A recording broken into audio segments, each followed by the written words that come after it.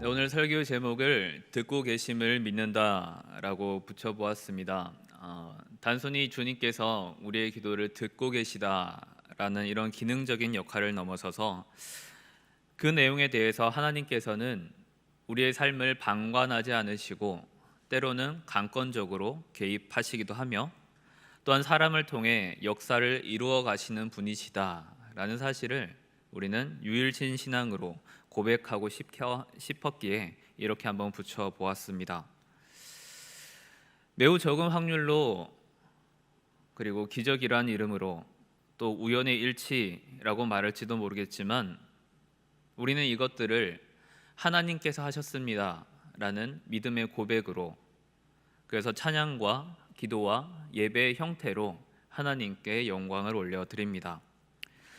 하지만 기도해도 소용없더라, 현실을 바꾸는 것은 재물과 인맥과 권력이다 라고 얘기를 한다면 되려 그것조차도 다스리시는 하나님의 능력에 대해 그 사람들이 경험케 해달라고 우리는 더 기도할 것입니다. 만약 다니엘의 내용을 이런 측면에서 바라본다면 우리는 하나님의 전능하심과 그리고 그 전능하심을 통한 주변의 변화, 즉 기도는 절대 허무하지 않다는 것을 깨닫게 하고 또 다니엘과 세 친구의 위대한 간증으로 끝을 내게 될 것입니다. 하지만 다니엘서는 그렇게 간단하게 끝나지 않습니다. 하나님께서 우리의 기도를 듣고 계시다, 하나님께서 우리와 함께 하신다라는 이 신앙 고백이 있다면 그 신앙 고백은 우리에게 다시 한번 역으로 질문을 하고 있습니다. 하나님께서 당신의 기도를 듣고 계신다고 고백을 한다면, 그렇다면 우리는 하나님의 말씀을 듣고 있는가? 라는 질문입니다.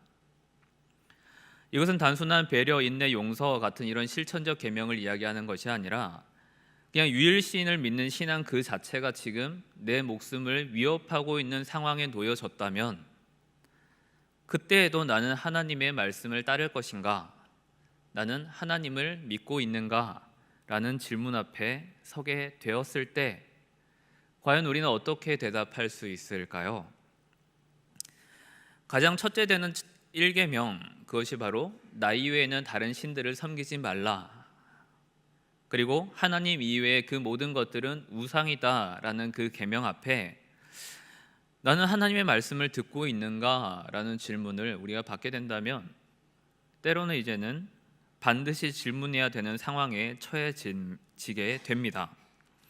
이것은 단순히 철학적인 사변적, 그러니까 그냥 머릿속에서만 떠도는 그런 질문이 아니라 우리의 실제 속에서 반드시 답해야만 하는 질문입니다.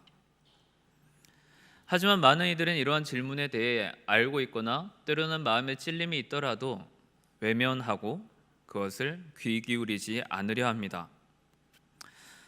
왜냐하면 그런 걱정은 피곤하기 때문입니다.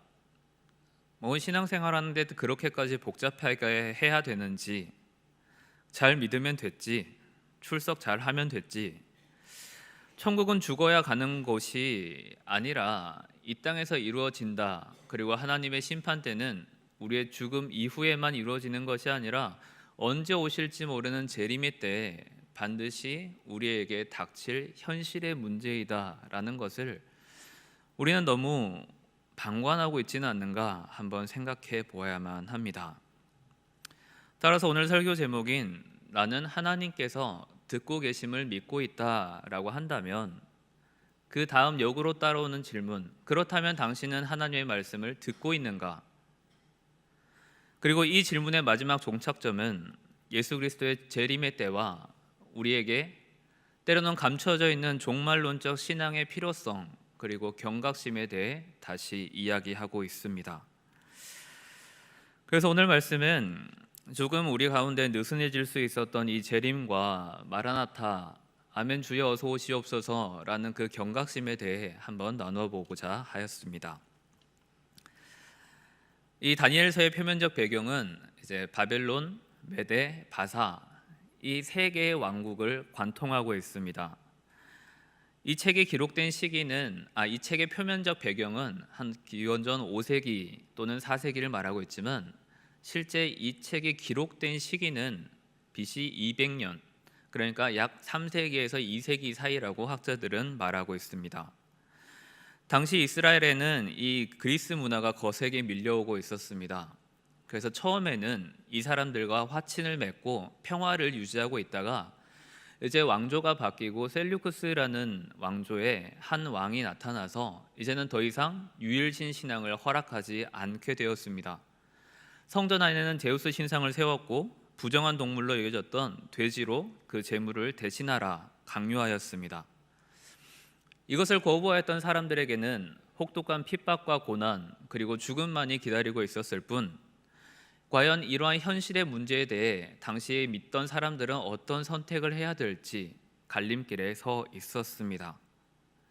그래서 당시 이 상황을 보고 있던 누군가는 이 사람들에게 고난의 상황과도 상관없이 믿음을 굳건하게 지켰던 우리 선조들의 이야기를 들려줄 필요가 있겠다라는 목적하에 이제 역사를 살펴보니 바벨론 시대에 살고 있었던 다니엘과 하나냐와 미사엘 그리고 이 아사랴라는 4명을 통하여서 그때에도 신앙의 흔들림, 죽을 수밖에 없었던 상황이 있었음에도 불구하고 믿음을 굳건히 지켰던 이들이 있었고, 그들을 통하여서 그 나라가 어떻게 변화했는지에 대해 가르쳐 줄 필요가 있었습니다.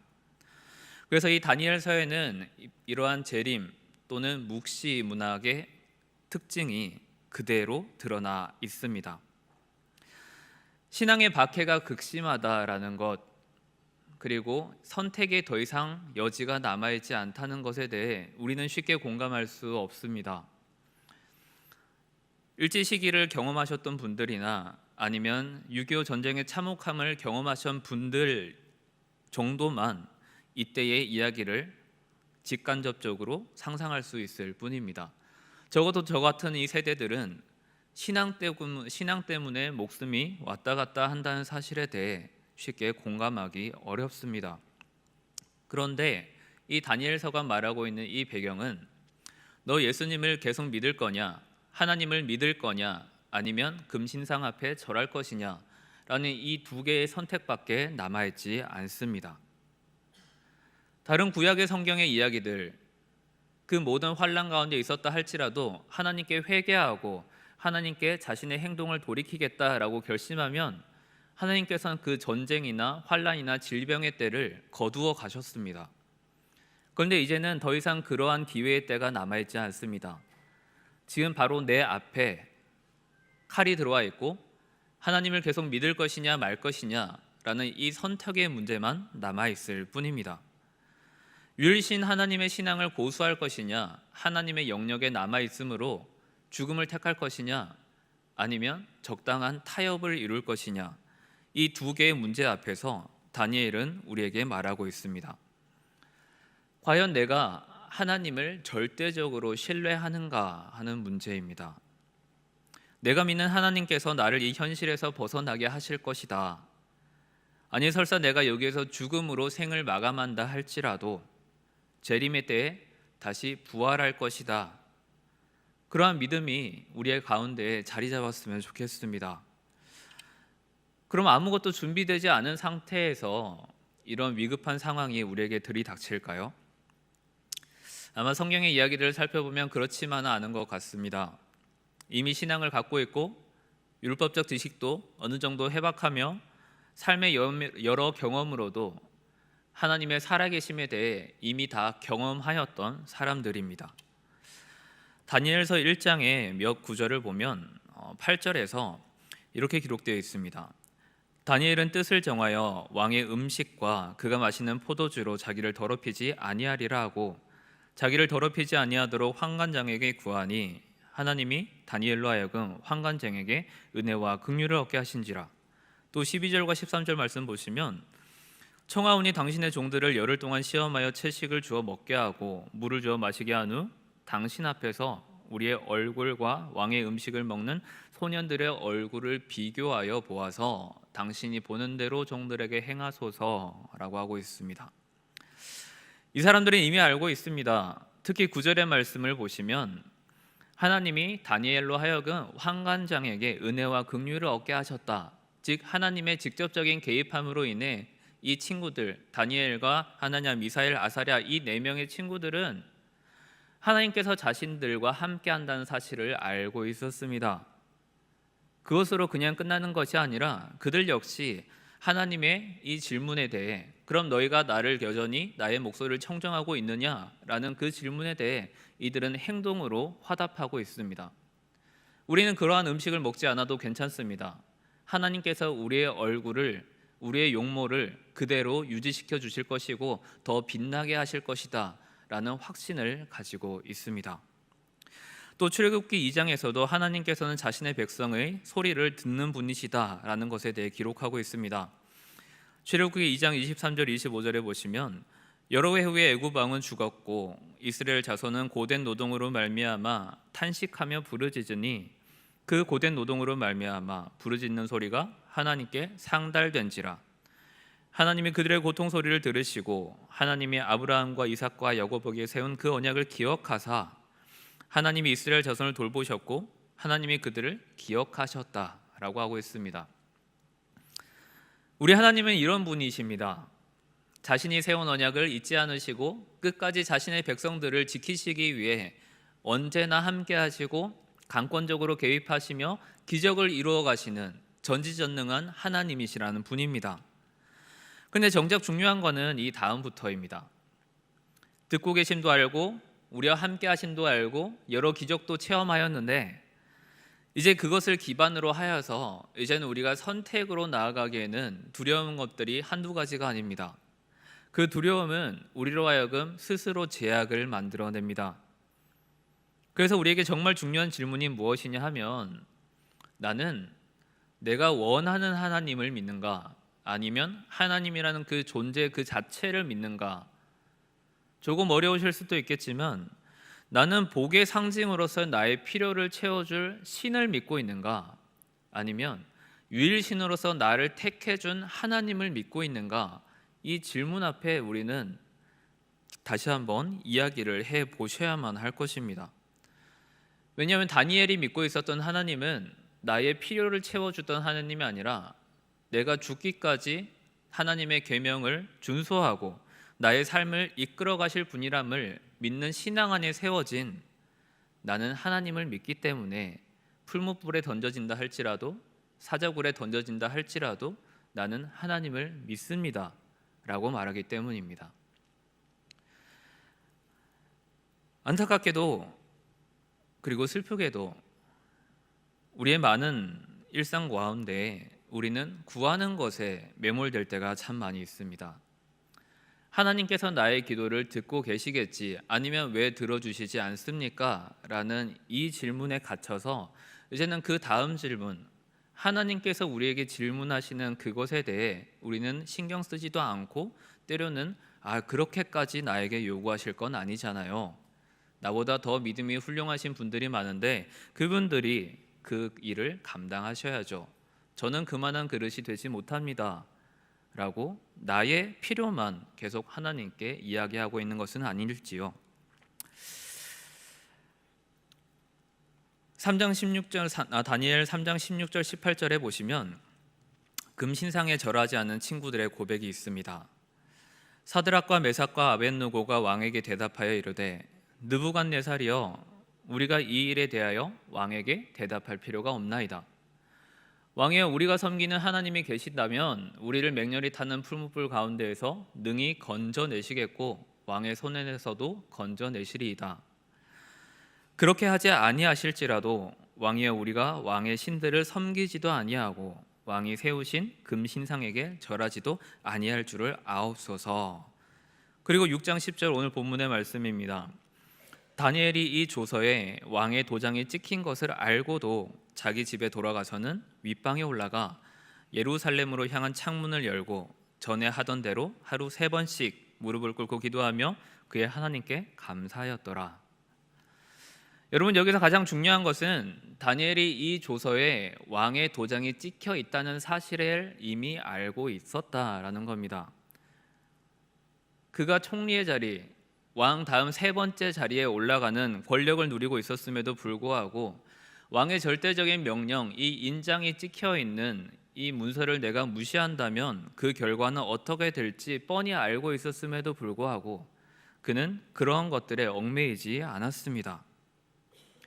하나님께서 살아계시고 역사하시는 실존적인 신이라는 것을 자기가 믿고 경험하였다면 내가 하나님의 명령을 그대로 준행하기만 하면 하나님 이외에 다른 신들을 섬기지 말라는 이 대전제의 명령을 내가 충실히만 지킨다면 그 나머지 삶에 대해서는 하나님께서 반드시 인도하실 것이다 라는 확실한 믿음을 갖고 있었기 때문에 다니엘은 이처럼 담대한 행동을 할 수 있는 것이죠.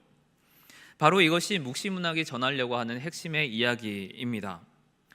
하나님께서는 당신의 백성의 귀를 기울이신다는 것, 때로는 강권적으로 개입하셔서 역사를 이루신다는 것, 그리고 그것에 상응하는 믿음을 가진 자들이 담대함과 믿음의 결단은 어떤 상황에 놓인다 할지라도 그 하나님을 믿는 신앙을 결코 포기하지 말라는 것, 이것에 대해 묵시문학은 가장 주안점을 두고 있습니다. 너희들도 그 하나님의 명령을 함께 따를 준비가 되어 있느냐? 이 질문 앞에 우리는 뭐라 대답을 해야 할까요? 그리고 이것은 곧 재림의 때를 고대하던 백성들의 삶과 성도들의 고귀한 삶과 연결되어집니다. 제가 올해 개인적인 친분이 있었던 두 명의 갑작스러운 사고로 세상을 떠났다라는 소식을 들었을 때 참 많은 생각이 들었습니다. 봄에 오랜 시간 알아왔던 동생이 음주운전으로 인한 사고로 갑자기 죽게 되었을 때, 그리고 지난주에 제가 신학교에서 교제하였던 한 친구가 갑작스러운 심정지로 세상을 떠났다라는 얘기를 들었을 때, 그리고 주일 오후에 있었던 뮤지컬 문중경을 보면서도 동일한 생각이 떠올랐습니다. 예수님께서는 우리의 때가, 하나님께서 우리를 부르실 때도 있지만 주님께서 오신다는 그 재림의 때에 대해 세상의 마지막 때가 강도같이 이를 것이다 라고 말씀하셨는데, 그러면 우리는 과연 그날에 대해 얼마만큼 준비를 하고 있는 것인가? 그리고 그 날에 대한 경각심을 갖고 있기는 할까? 라는 질문입니다. 이것은 당시 초대교회에서도 동일한 질문으로 떠올랐습니다. 예수님의 재림이 머지않아 오실 것 같았었는데 그 시간이 점차 늘어나자, 길어지자 이제는 그 긴장이 느슨해졌고 과거의 모습으로 회귀하려는 사람들이 나타났습니다. 그래서 바울은 이 데살로니가 전서에서 재림의 때가 조금 지연된다 할지라도 하나님을 믿는, 그리고 예수님께서 반드시 다시 오시겠다라고 약속하신 그 때가 이를 때까지 그 날에 대해 항상 마음에 품고 있어야 된다라고 가르칩니다. 데살로니가전서 5장 2절 3절의 말씀 보시면, 주의 날이 밤에 도적같이 이를 줄을 너희 자신이 자세히 알미라. 저희가 평안하다 안전하다 할 그때에 잉태된 여자에게 해산 고통이 이름과 같이 멸망이 호련히 저에게 이르리니 결단코 피하지 못하리라 라고 기록합니다. 그리고 이 말씀에 이어서 등장하는 것이 항상 기뻐하라, 쉬지 말고 기도하라, 범사에 감사하라 라는 말씀입니다. 이 말씀이 재림의 때에서 항상 기뻐하라, 쉬지 말고 기도하라, 범사에 감사하라, 이 익숙한 말씀이 재림의 관점에서 이해되지 않으면 그저 어떻게 항상 기뻐할 수 있지? 어떻게 감사할 수 있지? 어떻게 쉬지 말고 기도할 수 있지? 그저 우리에게 불가능한 숙제를 주는 것 같이 보이지만 재림의 관점에서 이 말씀을 다시 보게 되면, 주님께서 다시 오실 그날이 머지않아 올 것이니 너무 다른 사람들과 갈등을 만들 필요도 없고 너무 이 세상 소욕에 얽매일 필요도 없고 그저 내게 주어진 시간 안에서 내가 할 수 있는 달란트 안에서 최선을 다해 주님의 일을 이루어 가면 되는 것인데, 그렇게 우리는 기뻐할 수 있고 감사할 수 있고 기도할 수 있게 된다는 것입니다. 그럼 다시 이 종말과 재림의 관점에서 다니엘서를 다시 보게 되면, 그와 그 친구들은 고관의 자리에 이미 올라와 있었음에도 불구하고 조서에 왕의 도장이 찍힌 것을 알고 있었음에도 불구하고 여전히 금신상에 절하지 않고 예루살렘을 향해 기도하였다라는 이런 종말론적 신앙을 가진 이들에게는 이 땅의 소욕, 그러니까 총리로서 누릴 수 있었던 대제국의 막대한 권력, 그리고 재물은 그들에게는 그다지 쓸모가 없는 초월적인 모습을 보여준다는 사실입니다. 1장에서도 분명히 기록되어 있는 것처럼 하나님께서 허락하시면 굳이 왕의 진귀한 포도주와 고기를 먹지 않는다 할지라도 얼마든지 윤택하여 왕의 음식을 먹는 이들보다 더 좋게 보일 수 있고, 하나님께서 허락하신다면 평소보다 7배나 더 뜨거워진 풀무불 가운데에서도 능히 나를 구원하실 하나님이라는 사실을 믿게 되고, 굶주린 사자굴에 던져졌다 할지라도 능히 구원해 주실 것이다 라는 확신을 갖게 됩니다. 그리고 하나님의 정해진 때가 이르렀다라고 한다면 그 자리에서 피를 흘린다 할지라도 이제는 그 피가 또 다른 기적을 만들어낼 것이다 라는 믿음 안에 담대히 그 마지막을 준비할 수 있게 되는 것입니다. 그런데 우리가 주일 오후에 있었던 그 뮤지컬을 통해서도 보게 되었지만, 그런 종말론적 신앙을 가진 한두 사람의 담대한 그 신앙은 되려 주변으로 하여금 더 큰 기적을 만들어냅니다.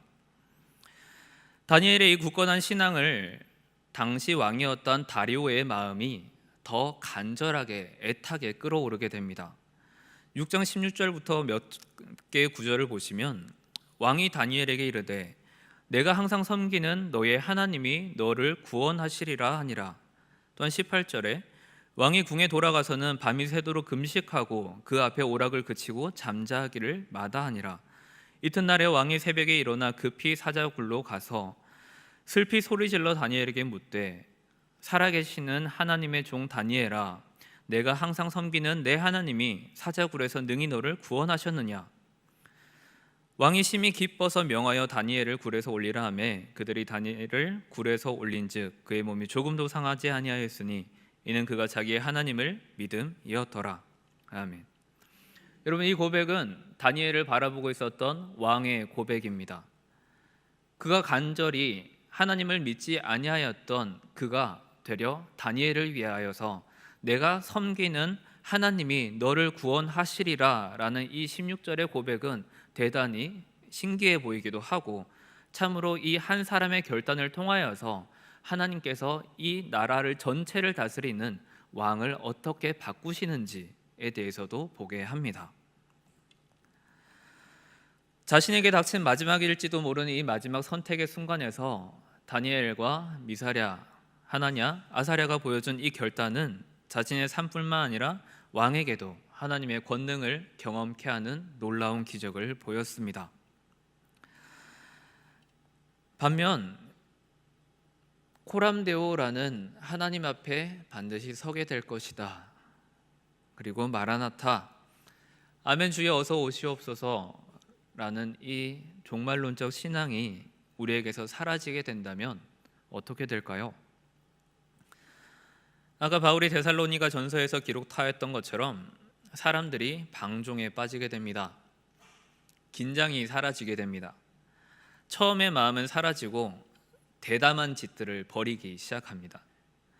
관리 감독이 허술해지니 은행에서 대규모 횡령이 일어나는 것처럼 예수님께서 성전 정화 사건을 일으키셔야만 했던 당시 제사장들이나 서기관들이, 사두개인들이 겁도 없이 성전을 모욕하고 있었던 그 작태를 보면서, 그리고 현 교회도 총회장의 불륜 사태나 교회 세습이나 수십억 대의 횡령 같은 이러한 참 끔찍한 사건들은 그들의 마음속에 과연 종말론적 신앙과 하나님의 예수 그리스도의 재림의 때가 도적같이 임할 것이라는 그 마음을 가지고 있을까라는 의문을 일으키는 참으로 담대한 행동입니다. 재림의 때를 준비하지도 않고 두려워하지도 않는 방종의 끝을 달리니 더 이상 그 마음 가운데에 어떻게 하나님의 빛을 임할 수 있을까요? 마태복음 13장 29, 30절에 이르기를 주인이 이르되 가만두라, 가라지를 뽑다가 곡식까지 뽑을까 염려하노라. 둘 다 추수 때까지 함께 자라게 두라. 추수 때에 내가 추수꾼들에게 말하기를 가라지는 먼저 거두어 불사르게 단으로 묶고 곡식은 모아 내 곡간에 넣으라 하리라. 이 마태복음 13장의 천국 비유 설교는 참으로 우리에게 때론 두려운 말씀으로 다가옵니다. 아무 일도 없네? 괜찮겠네? 이 정도는 괜찮을까? 그것이 아니라 하나님께서는 알곡이 함께 다칠까 싶어서 잠시 유예해주고 있다라는 것에 하나님의 길이 참으심에 대해 경각심을 가지는 것이 아니라 되려 더 담대하게 악을 행하는 것들을 보면 과연 우리의 마음에 이러한 경각심, 재림의 때 하나님께서는 반드시 우리 앞에 심판대를 놓으신다라는 이 종말의 때를 우리의 마음에서 놓쳤을 때 아니면 두기 싫어할 때 어떤 위험에 처하게 되는지 그리고 어떻게 악으로 휩싸이게 되는지를 우리는 보게 됩니다. 그렇지만 우리가 종말론에만 과도하게 몰입할 필요는 없습니다. 모든 것이 허무하다 생각할 필요도 없습니다. 내가 이렇게 열심히 사는 것이 무슨 의미가 있냐라고 생각할 필요도 전혀 없습니다. 그저 우리는 주님의 때가 이르기까지 내가 받은 사명과 내가 가지고 있는 달란트로 교회와 공동체를 성실히 섬겨가면 되는 것입니다.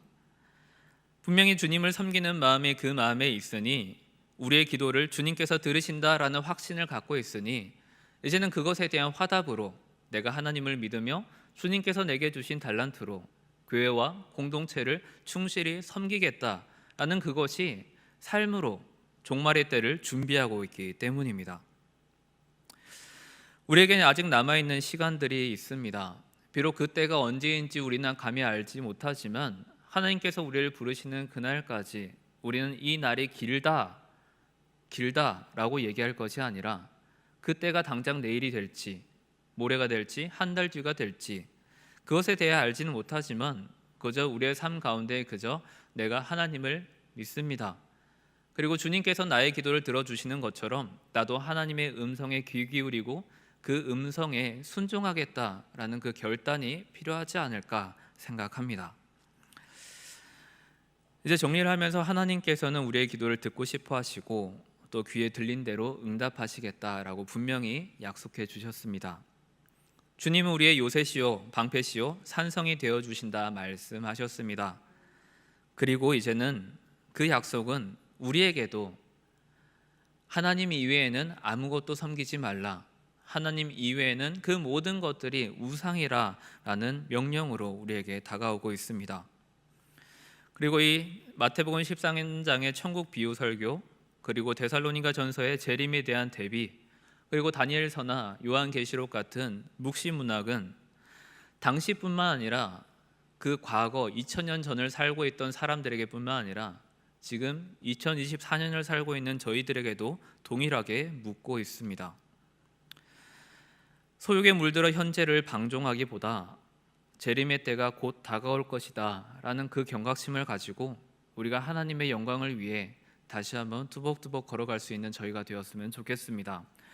혹시 우리의 마음 가운데 나만 알고 있는 죄가 있었다면 이 정도는 괜찮네가 아니라 하나님께서 잠시 그것을 유예함으로 되려 그것에 대해 우리가 더 두려운 마음으로 얼른 회개하고 그것에 대해 다시는 그렇게 하지 않겠노라 라고 하나님께 기도하였으면 좋겠습니다. 그리고 그러한 변화된 모습으로 다니엘과 다리오 왕이 변화했던 것처럼 우리의 삶의 주변에 이 다리오 왕 같은 그 고백들이 믿지 않는 자들도 하나님의 영광을 돌리는 그러한 신앙의 고백들이 충성히 임할 수 있기를 여러분들의 입과 손과 발과 행동으로 이러한 모든 기적들이 일어날 수 있기를 주님의 이름으로 축원드립니다.